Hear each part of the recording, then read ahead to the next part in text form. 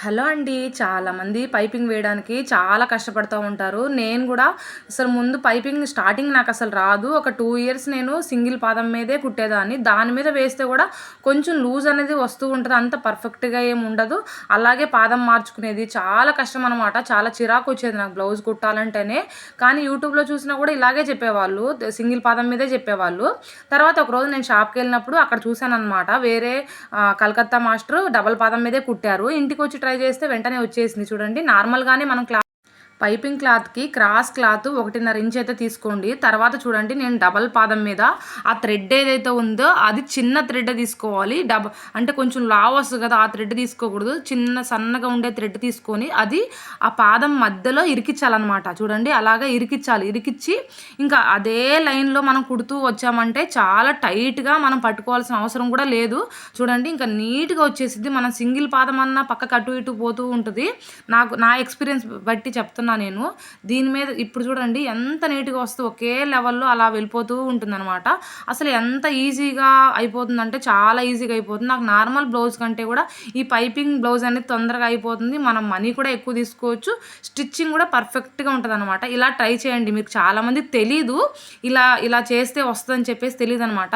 కొంచెం థ్రెడ్ అనేది లావుది మాత్రం అస్సలు తీసుకోవద్దు. సన్న థ్రెడ్డే తీసుకోండి. అప్పుడు ఆ గ్యాప్‌లో కరెక్ట్‌గా దాన్ని ఇరికిచ్చాలి. అలాగ ఇరికిచ్చి ఇంకా దాని పక్క నుంచి స్టిచ్ పడేలా చూసుకోవాలన్నమాట. చాలా ఈజీగా అయిపోయిద్ది.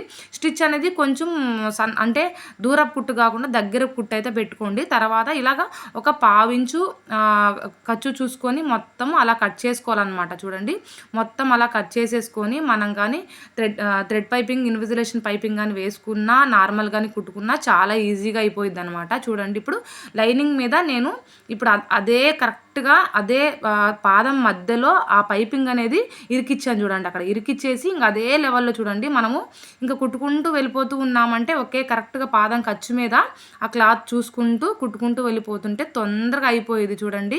ఏమైనా మిస్టేక్స్ ఉంటే చెప్పండి. ఎందుకంటే నేను లాంగ్ వీడియోస్ అనేది ఈ మధ్య కొంచెం చేస్తున్నాననమాట. కొంచెం నాకు ఇంకా తెలియదు ఎలా చేయాలని చెప్పేసి. కానీ చెప్పడం మాత్రం క్లియర్‌గా చెప్తా నేను.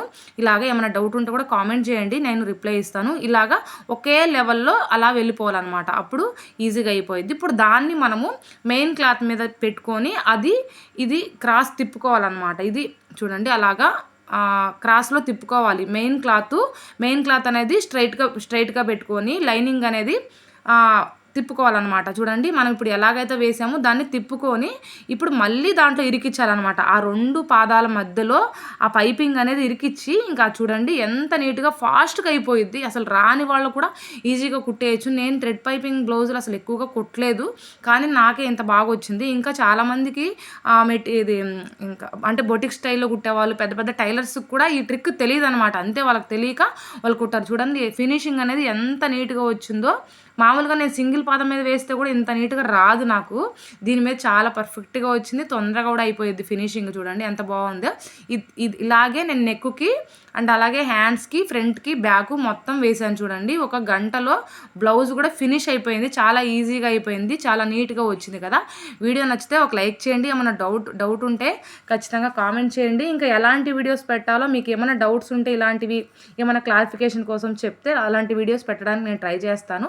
తప్పకుండా లైక్ చేయండి. అలాగే సబ్స్క్రైబ్ చేసుకోండి. చూడండి ఎంత బాగా వచ్చింది కదా. చాలా బాగా వచ్చింది. నాకైతే అంటే ఫాస్ట్‌గా అయిపోయింది అనిపించింది అనమాట. వీడియో నచ్చితే ఒక లైక్ చేయండి, కామెంట్ చేయండి.